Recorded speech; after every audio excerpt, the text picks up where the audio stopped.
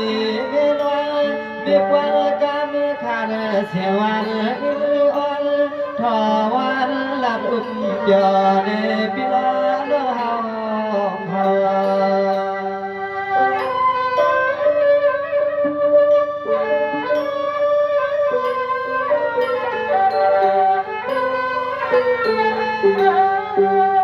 ยันเลยขอชมเลยควันจับมาล้างมองไฟผมจึงพี่เจียมน้องเฮาขัดตั้งเสียตาหมดดวงหัดเธอไป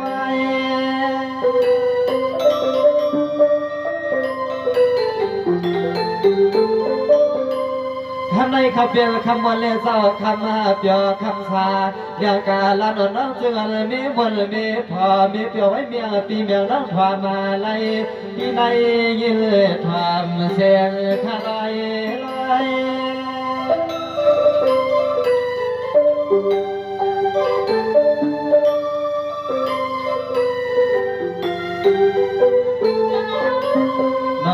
นอใจขายย้อนเลยขอสวดเมื่อเล็กกว่ามือมวลบลบีปันน้า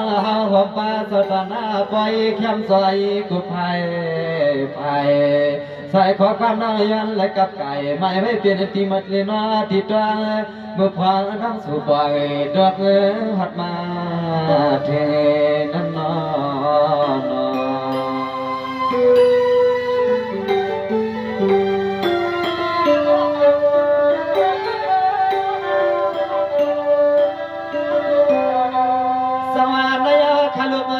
คำคือเจรจามันแง่วันลีวันหออามาเจียมผู้ใหญ่เล็กก็หลงหาขาตั้งจุ่มลุมปวงขยะวันกันเฮ็ดเปลี่ยนไปหลงในวันในการเสียต่อจนเม็ดที่ความนอ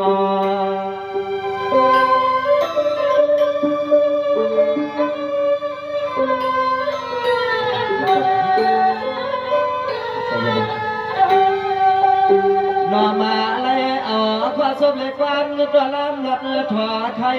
ที่ไหนเป็นเดียวยันฝนตั้งจุดตั้งไม่จำนั่งใจแค่สุยัน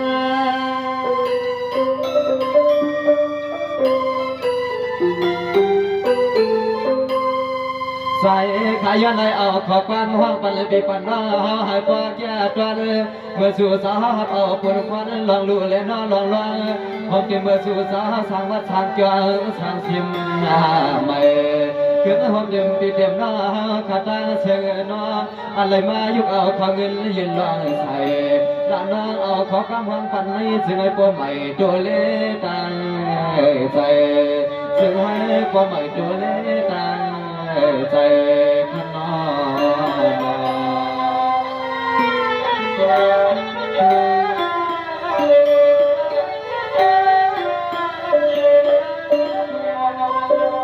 สังวานยามในขนองช่วยอำนาจมันไทยขนอ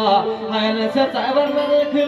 นเรื่องพี่น้องขามเสียมคำเงินมาลวงว่าเป็นวางเกี่ยวบ่ดีนอให้ยันตั้งขี่ลายปันเอามาพี่น้องเขาเฮ็ดกินส่วนกันเนี่ยแหละโดมาเฮ็ดส่วนเฮ็ดนาก็จึงให้มันก่อนห้องแช่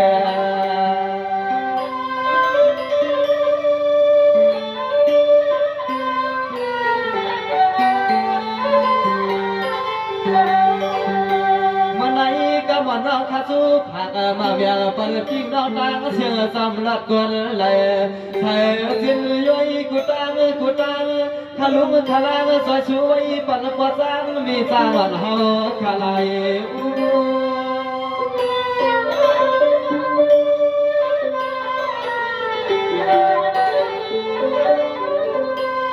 ยาหอมจะมันสัตนาใส่ดิจ้าขานเลี้ยงรวมมาตัวมาป่วยช่วยเมตตาว่าเมื่อได้ขัดเดือดก้องบางกาลาไว้ปันกูก็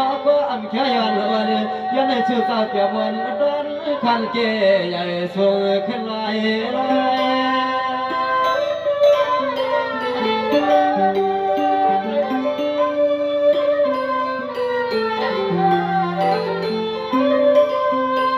อดอกพวงเมื่อคำสาวขับพวกจากไฟต่างลามานั่นน้องใจสั่งไม่คือตั้งเลยมาห้องความเมื่อยามให้สู่มันกาลา สวมขอบเจ้าหอมเจ็บสาสะพงแม่อ่างงานเที่ยวคือหอมป้าปีข้างเฮากูไหลเทียนลิ้นทุ่งเมื่อทั้งยันจำกันเนา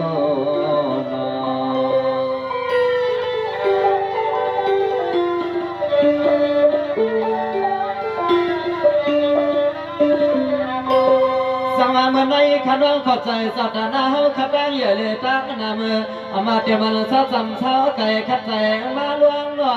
ว่าเป็นอูกองปยาลีหลายปีมีปืนขยอให้เลยสัตว์นาเฮาขับกูใจอยู่ลีมีคำมีเงินหันลีกึบปืนกูพายกับไก่ใส่ขอความยับยั้งชอเสียงห้องปานปันนอ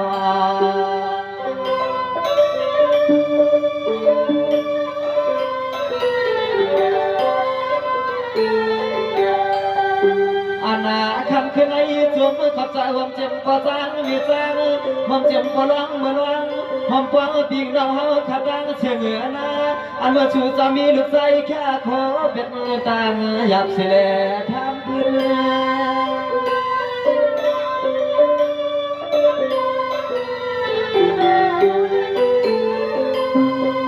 นอนเทียมเมื่อชูจะขามีลูกลอยเสียแล้วเอาเขาเมื่อเขาทำความเมื่อชูจะขามีลูกลอยเลยเมื่อเขาทำที่ไหนสักเป็นสถานะเทียมพี่เทียมน้องเจออาเมียเหลือจนตาเพื่อสาวเสือเลยเปลี่ยนกว่าเลยน้องไม่ยอมความล้อกว่าสั่งไม่สั่งไม่เจ้ายังไม่เฮาความปันเลยขอเจ้ายังไม่เฮาความปันเลยขนอน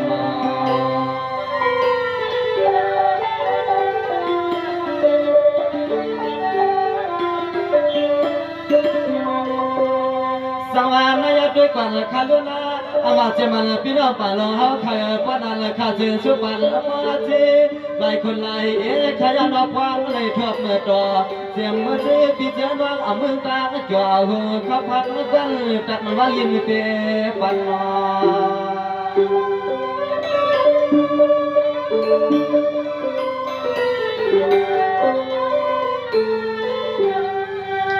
อาณาลวงอะไรก็ชูเจ้าขาดจนทับเมื่อหัวความเต็มที่ไว้เนาะที่ลวงที่วัดที่เกิงก็ชูเจ้าปัญญาปัญญาเมื่อเนาะคือความเต็มที่ไว้เนาะที่ลวงที่วัดที่เกิงก็ชูเจ้าปัญญาปัญ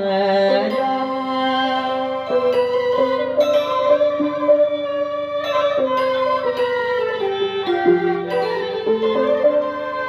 ไม่อยากจะมันสัตนาใจนิจัตนาเสียงสับปะหังปะหันปอนผู้ทิ้งเหลือปอไม่ใส่มาเกิดตาละกำมันสุขังกำมักไม่ดีในอามากาศกำมันน้องบอกลัดไว้ในถึงไอ้ปอผักเห็ดดีมาต้อง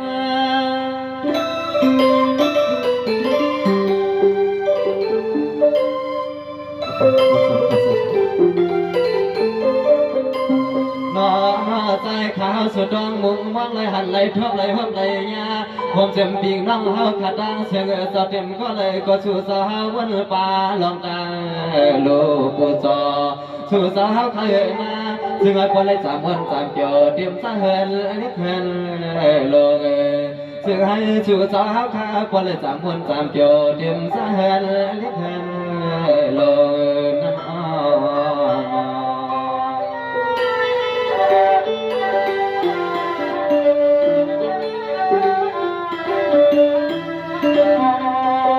สังวานนายขาลุสวยปัญหาพี่น้องเฮาข่าวปะหงคือเงือปืนมีคำมีเงินมีเสียงขนาดในหัวใจเธอตั้งขีดตั้งแนวละให้มันคนลีบัญชาน้องภาพเนี่ยปันข้อความวานนอ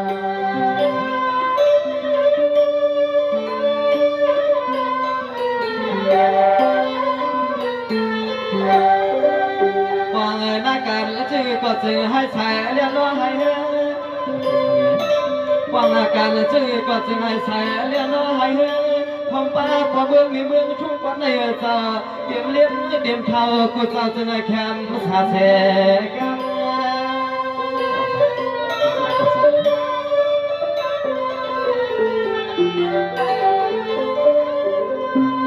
ไม่อยากก็เปิดสู่เจ้าข้าหูใบหูกินหูลูปูจอ ก็เปลี่ยนต่างวันต่างเปลี่ยนต่างสากันศาสนาในสู่เจ้าอำปล่อยในอำพาเมื่อไรก็พ่อเป็นการไว้การรู้ในสู่เจ้าอำลุกเกินเวลาสว่าถึงให้พ่อแก่พ่อวางปีนี้วันกา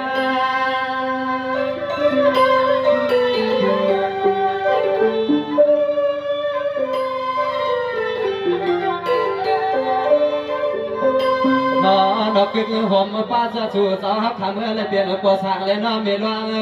ผมเตรียมเมื่อชูสาวฮับขาเมื่อไรเปลี่ยนสาวตาหน้าจวงเลสิมหาไม่เตรียมสาวฮับขาอูเล็กอูใหญ่เพราะในหลานน้องใจขาสวยปันหายพอจีเทให้ชูสาวพอไรเปลี่ยนพอเลี้ยงเมียเลี้ยงสัตว์เทกูโผกูมีเจ้าเฮาขำอ่อนอ่ำอ่อนเลยหลานน้องมีสวนปั๊มตอนวางไปเลยหลานน้องมีสวนปั๊มตอนวางไปเลยขนอน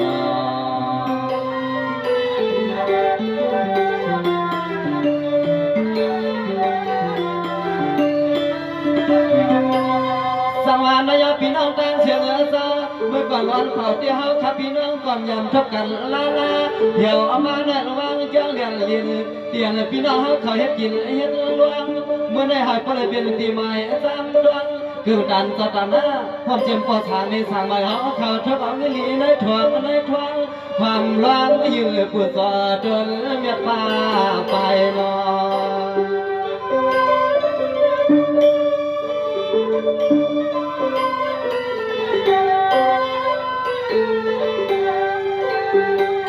นายเอาปีน้องแต่เสียงกูป้ากูไผ่เสวนับว่าไรไว้ไรลูได้อยู่ถึงก็ถึงให้อย่ามีลองอยู่มนซุ่มลายเดี๋ยวมาลองกาลองไข่ก็ถึงให้มีน้ำเมียดแน่นอนน้ำตันลองใจขยันเมียงปันป้าทำในปันป้า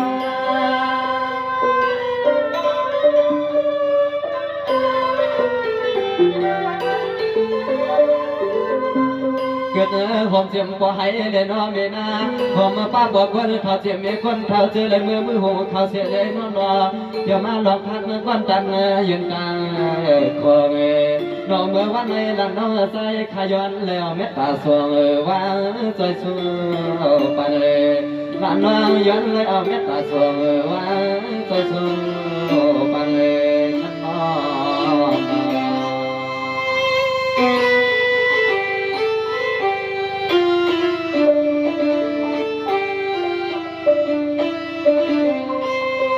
สังวานนายขาลูกก็สวยปันปีน้องเฮาไทยนอ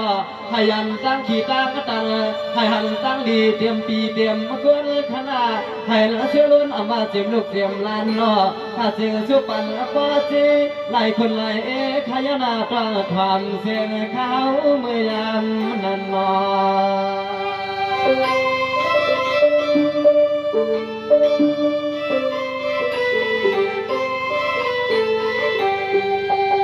นายเอาปีกน้องล้างเสียงเจ้า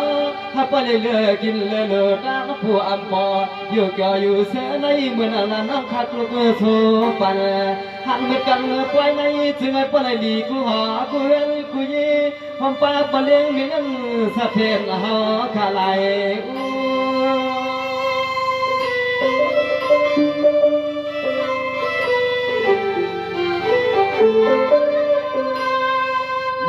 นอใจขาสวยปันหน้าถึงไอ้พ่อแก่เตรียมมาที่ชูสาวขัดตำไม่ลดไม่กาแก่ป้าผมเตรียมดีเฮือนสาวสามว่า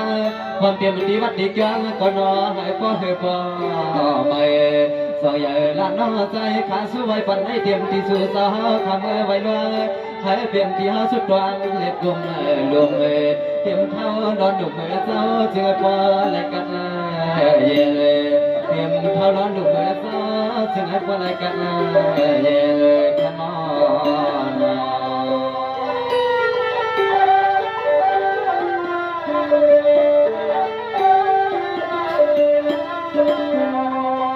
สังวานนายด้วยกันข้าลุ้นมันได้คือความเชื่อมันปีกน้องขัดแล้วเชื่อต่อทำเสียมได้เกียรล้วนความนั้นและล้วนมือดินอ้วนงอพี่น้องเขาต่อมาในวันไหนส่วนในเลี้ยงเอาเสียงสองตาด้วยยิงเอามาเตรียมลูกเอาในเลี้ยงในวันสุดเศร้าคออันโลมว่างลำดังที่มีก็จึงเตรียมมาทวนเปลี่ยนใจนอ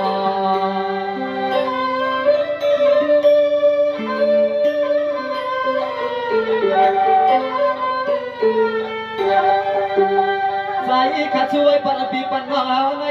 จึงให้พ่อเหือกูไม่น่าป้อไหลใส่กูละมือให้เหมือนของกันน้องใจข้าชูให้ทูเมียดรันและวางห่วงหางกูเจ้าหน้าว่า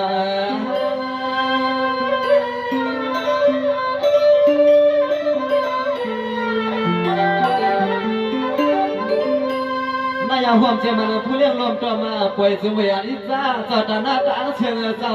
ถ้าเชิงสุภาพมาต่อให้อ่อนกันอยู่มันอยู่ย่ออยู่สายกากรที่ดีเกิดจังอย่าให้มีตุ้งมีอยากตาบัวบ่ใครลา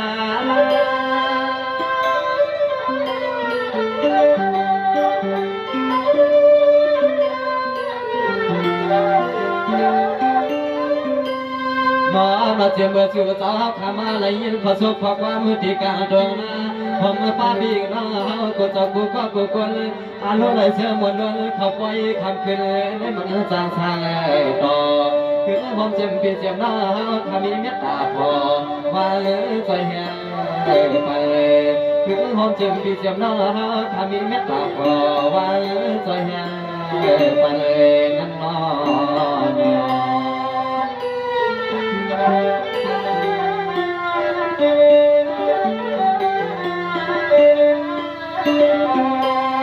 สวรรค์นายขนมก็จมปนชุดสันอะไรมาหันพี่น้องเข้าใจดีใจวันนอกำปั้นเลี้ยงชูให้รับวัตถุในเตรียมลูกเนื้อเตรียมลานในการนชนในนาเอามาเตรียมรถเตรียมกาเจ้าอยากให้มีมือมันเขียวมันรู้มันกวายนอ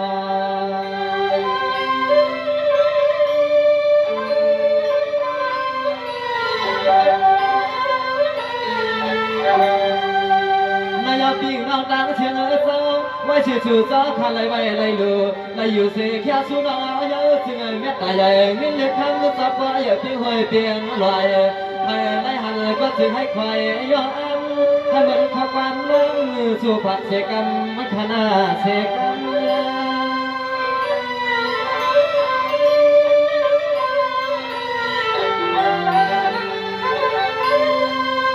นายอามาเจมันพอสางไม่เมียสางไรพอหลังไม่เจ้าใหญ่เจ้าตาเชิงเจ้า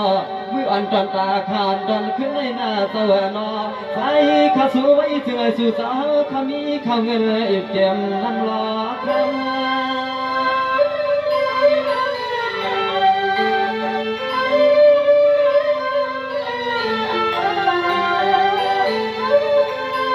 นอพังเบิกคำมือสาวขาเศร้าเมื่อปันสินปันทำนางวัดนางจวงคุกมาลาที่ห้าไว้คือยุกมือกูยำปีนั่งตั้งเชียงเสาใจไหลมาห้องกำเมื่อปล่อยยุกปล่อยลูกกูจอให้ก็จะปีเสน้องเจ้าชูแลห้าพันก็พอเลียบสั่งดอถ้าได้อยู่บนอยู่ยอเมื่อนักข่าวไปย้อนให้สู่เจ้าห้าพันบ่ได้อยู่บนอยู่ยอเมื่อนักข่าวไปขนอขนอ